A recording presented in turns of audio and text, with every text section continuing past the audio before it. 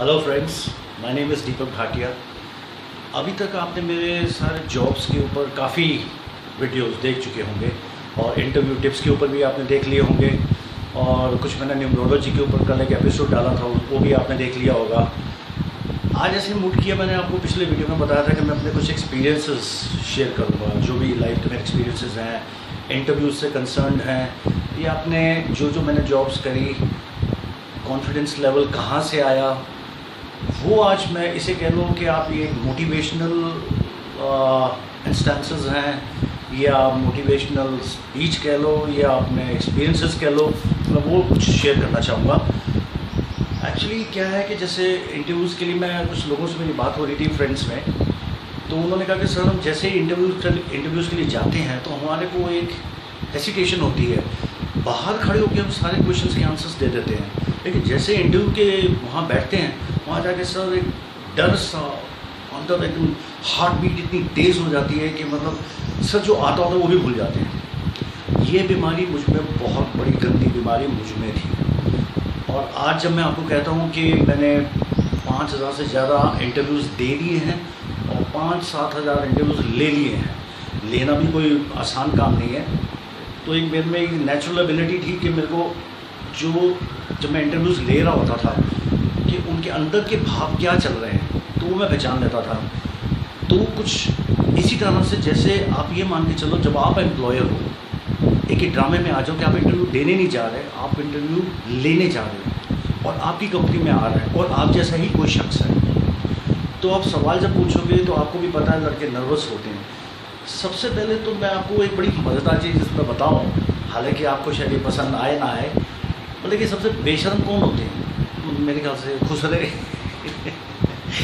कहना नहीं चाहिए, आजकल तो किसी के उसमें ख़राब नहीं जाना चाहिए, लेकिन उनकी एबिलिटी है कि वो जहाँ मर्जी नंगे हो जाए, मतलब उनका कॉन्फिडेंस लेवल देखो, वो किसी की परवाह नहीं करते किसी प्रकार की। इसको पॉजिटिवली लो आप। जब आप इंटरव्यूज़ पे जाओ तो आप ये सोच लो, मैं तो कहता हूँ जैसे किसी कंपनी में इंटरव्यू के ले जाओ तो ये ताली बजा दो आप। इससे क्या होगा कि आपकी जो शर्म है वो ख़त्म हो जाएगी। एक ही सीक्रेट वेपन आपके पास रहेगा, एक कोड रहेगा कि अब मैं बेशर्म बन चुका हूँ। अब मुझसे जो सवाल पूछेगा एम्प्लॉयर, मुझे आता है, लेकिन बड़ी ऑनेस्टी के साथ बात बता दीजिएगा कि जैसे आपसे कोई सवाल पूछ रहा, आपको जितने आते हैं आपने दे दिए, अब आपके पास मुझे शर्म थी वो ख़त्म हो गई। सिलेक्शन हो रहा है नहीं हो रहा, मुझे मालूम है। कई बार होता है कि यूपीएससी का मेरा इंटरव्यू है, मैंने रिटन सारा कंप्लीट कर लिया है, तो मैं पेरेंट्स का प्रेशर, फ्रेंड्स का प्रेशर, हो सकता है शादी हो गई तो वाइफ का प्रेशर या गर्लफ्रेंड का प्रेशर, ये सारे प्रेशर्स, मतलब कि जब सुबह अपनी टॉयलेट में जाके सारे प्रेशर्स दूर कर दो आप अपने, ठीक है। वहाँ जाके आप ये सोचो कि ज़िंदगी ख़त्म नहीं हो जाएगी आपकी, कुछ ख़त्म नहीं होने वाला आपकी पढ़ाई ज़िंदगी। और जितने फेलियर्स आप लाइफ में आप एनकाउंटर करेंगे, आपको मिलेंगे, आप और बार निखर के आओगे आप। अगर आप ये मान के चलो कि मैं हमेशा हर चीज़ में कामयाबी रहूं, ऐसा किसी के साथ नहीं हुआ। ये बड़ी बड़ी पर्सनालिटीज़ निकाल लीजिए, चाहे दिलीप कुमार हो, चाहे अमिताभ बच्चन हो, चाहे अंबानीज़ हों, चाहे टाटाज़ हों, बिरलाज़ हो। टाटा की भी तो नैनो फेल हो गई थी। तो कहने का मतलब है कि ये सारी चीज़ें, मैं तो थक गया हूँ, बैठता हूँ। Cameraman yes you also sit down. ठीक है जी। तो ये सारे बड़े बड़े लोग, बड़ी बड़ी, आप हैरान हो जाएंगे कि फेल हो चुके हैं। अब मैं आपको अपना किस्सा बताता हूँ, ये जो कॉन्फिडेंस लेवल का जो मैं आज आपके साथ आपको मैं टिप्स दे रहा हूँ। मेरी क्या हालत थी, एक्चुअली क्या था, मुझे शौक़ था रेडियो प्रोग्राम्स करने का। तो ऑल इंडिया रेडियो में ऑडिशन होती थी इन द ग्रुप प्रोग्राम के बारे में, यू मॉर्निंग पे। तो थोड़ा सा पास है जी, मैं रिलैक्स हो जाऊँ थोड़ा सा, एक सेकंड में कैमरामैन को बिठा दूँ। कैमरामैन नहीं है, मेरी एक्चुअली वाइफ है जो कि पकड़ खड़ी हुई है। बैठ जाओ, आप थक जाओगे आप उसमें। तो उसमें किस्सा क्या था कि मैं, शौक़ तो बड़ा था, मैंने सोचा जब शौक़ है तो क्या दिक्कत है, मैं तो बड़ी आराम से ऑडिशन को पास कर लूँगा। लेकिन मैंने सोचा एक रूम में बिठा देंगे, एक माइक दे देंगे और उसमें मैं कुछ बोलूँगा, बस मामला तैयार, मुंडा सक्सेसफुल। मैं ये मान के चल रहा था अपने आप को। और बाकी बाथरूम में तो मैं गाने बहुत गाता था, पड़ोसी वगैरह वो परेशान हो चुके थे मेरे से। तो मैंने फिर सोचा कि मैंने चलो एक चांस मिला है मुझे, तो प्रोग्राम के बारे में मैं ऑडिशन के लिए चलता हूँ। अब जब मैं वहाँ गया तो जो ऑडिशन जिस मैडम ने लेना था ऑल इंडिया रेडियो स्टेशन में, I am talking about, this is like 20 years back की बात कर रहा हूँ, 22-25 ईयर्स पहले की बात है ये। तो मैडम ने कहा हाँ आप थोड़ा सा, मैं कहा मैडम आप सुन लीजिए मेरा थोड़ा सा जो स्क्रिप्ट है 4-5 लाइनों का, तो अगर आपको अच्छा लगेगा तो मेरा कॉन्फिडेंस लेवल बढ़ जाएगा। तो उसने कहा नो प्रॉब्लम्स। तो हम 4-5 लड़के और 3-4 लड़कियाँ थे। तो वहाँ पर जब मैंने बोलना शुरू किया तो उन्होंने कहा that's very good, your communication is good, तो इसमें तो कोई मुश्किल ही नहीं है। मैंने कहा चलो ठीक है, कोई दिक्कत नहीं। अब हुआ क्या है कि जब फाइनली हमें बुलाया गया तो धीरे धीरे करते करते कम से कम 40-50 लड़के लड़कियाँ वहाँ आ गए। अब मैंने कहा यहाँ तो भीड़ मच गई। अब जो चीज़ मुझे आती थी अब मैं एक्सटर्नली देख रहा हूँ चीज़ों को।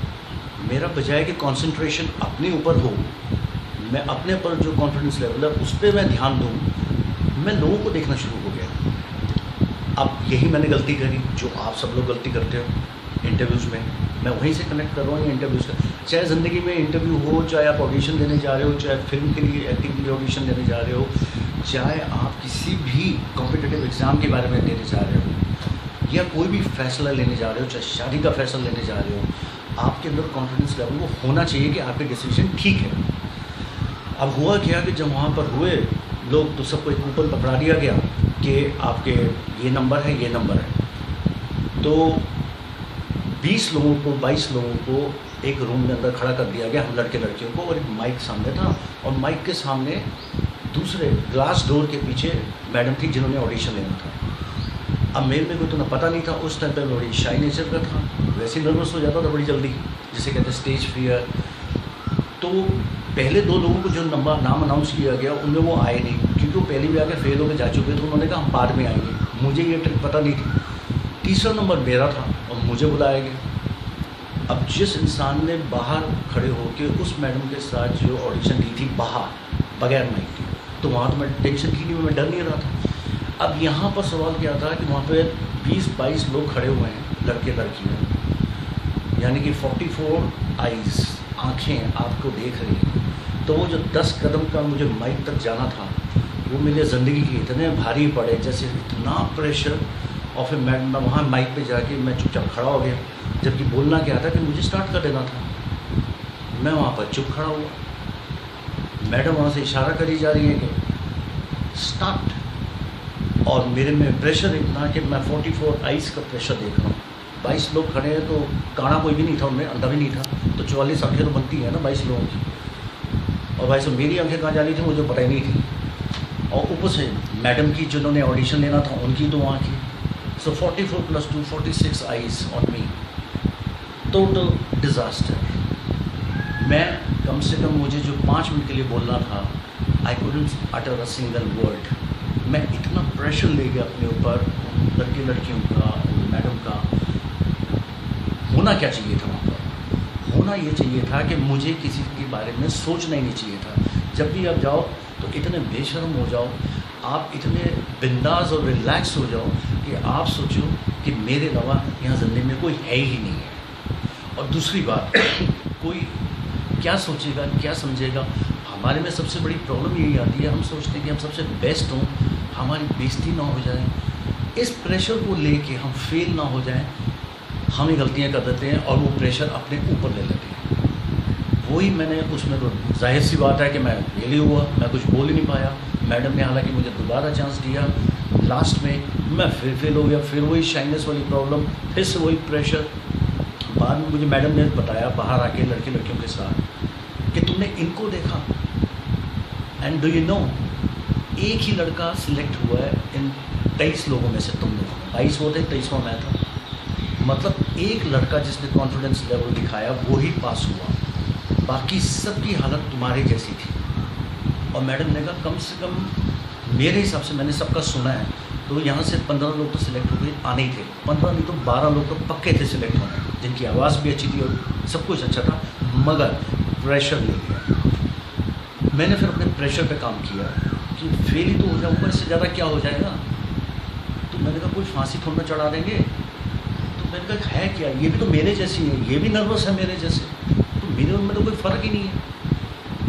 नेक्स्ट टाइम जब मुझे बुलाया गया तो मैंने कहा भाड़ में जाए दुनिया, अब लास्ट की परवाह नहीं कि पहले की परवाह नहीं करनी, तो मैंने एक अक्लमंदी कर ली, वहाँ खड़े होकर सबसे थोड़ी दोस्ती यारी कर ली। तो मैंने उनको ओपनली कह दिया, मैंने कहा गाइस मजाक मत उड़ाना, मैं बड़ा नर्वस हो जाता हूँ। मैंने अपना इजहार कर दिया उन लोगों को, एडमिट कर लिया मैंने कि यार मैं बड़ा नर्वस हो जाता हूँ। तो लड़कियों ने मुझे बोला आप चलो, हम तो बाहर ही खड़े खड़े नर्वस हैं। मैंने कहा यार तो सबकी पोजीशन एक ही जैसी है, कोई इक्का दुक्का कोई होगा जिसने कह रहा होगा मुझे फ़र्क नहीं पड़ता, तो वो हो सकता है कोई एरीज हो या कोई सेजिटेरियस हो, तो ये लोग थोड़े से बड़े कॉन्फिडेंट रहते हैं और बेशर्म टाइप रहते हैं, तो इनकी क्वालिटी कम आ जाती है एरीज और सेजिटेरियस वालों की। फिर मैंने कहा यार यहाँ तो बड़ा मेरे जैसे जब हमाम में सारे नंगे हैं तो फिर ज़रा टेंशन किस बात की। तो फिर मैंने वहाँ पर क्या, मैंने कहा मैडम अब लास्ट में नहीं, बेशक मुझे पहले भेजिए जहाँ मर्जी देखो। तो मैंने अब ये सोचा ही नहीं कि वहाँ जाके वहाँ पे 22 लोग या 23 लोग, उस दिन 25 लोग खड़े थे, बल्कि 25 लोगों के बीच में से भी मैंने कहा मैडम कोई दिक्कत नहीं, मुझे अनाउंस करवा दो मेरा नाम को। और मैडम ने वही किया। मैंने कहा I know you will pass, बस अब तुम अपने डरो मत। मैं वहाँ पर पहले ही नाम मुझे अनाउंस किया गया, मैं वहाँ चला गया। विदिन 3 मिनट्स, मुझे 5 मिनट बोलना था, 2.5 मिनट के बाद ही मैडम ने बोल दिया फिनिश, ओके फाइन। मैंने कहा बात ही खत्म। मैंने 2.5 मिनट में वो चीज़ जो बोल दी, उन्होंने कहा तो ज़रूरत ही नहीं है इतना, you were oozing out confidence level. मेरा इतना अच्छा कॉन्फिडेंस लेवल था, और जो मैंने बोला इतनी क्लियरली बोला, जैसे पीछे तो बात से कोयल बोल रही है इस वक्त। तो मेरा बस ये छोटी सी बात आपका कहने का मतलब था, चाहे ये ज़िंदगी में इंटरव्यूज़ हों, चाहे वो मेरा रेडियो प्रोग्राम्स था, फिर मैंने कुछ स्टेज सिंगिंग भी करी। हालांकि स्टेज में मैंने जो गाना गाया वो देवानंद का जो मोहम्मद रफ़ी का था, उसमें मैं फर्स्ट टाइम थोड़ा सा वहाँ भी नर्वस हुआ था, लेकिन बाद में मैंने कवर अप कर लिया था। सो बी इट ऑडिशंस, रेडियो के, टेलीविज़न के, एक्टिंग स्कूल के, आपके इंटरव्यूज़ के, आपके UPSC के। हाँ कुछ कहना चाह रहे हैं? एक लाइन देवानंद के सॉन्ग की। अरे यार वो नहीं, पल भर के लिए कोई हमें प्यार कर ले, ले जमा जी देखो गवा लेते हो यार। चलो ओके बाय। बस अभी ना, अभी वो पानी वानी भी नहीं पिया है, गला सूखा हुआ है, मस्ती बीच में मारते रहेंगे, ठीक है ओके। अगर आपने कुछ सीखा तो उसे अप्लाई करिए अपने लाइफ में, जो मैं जॉब्स के लिए आपको बताता ही रहता हूँ, मेरे जो वीडियोस निकले हुए हैं, और ऐसे मैं वीडियोस और बताता रहूँगा अपने किस्से, क्योंकि बहुत सारे हैं, उससे हो सकता है आपको हेल्प मिल जाए कुछ ना कुछ। Okay dear, bye, hope you learn something, bye bye, see you again in the next video. Subscribe देख लीजिए, शेयर देख लीजिए, लाइक देख लीजिए, सब कुछ खुद ही देख लीजिए यार। बाय।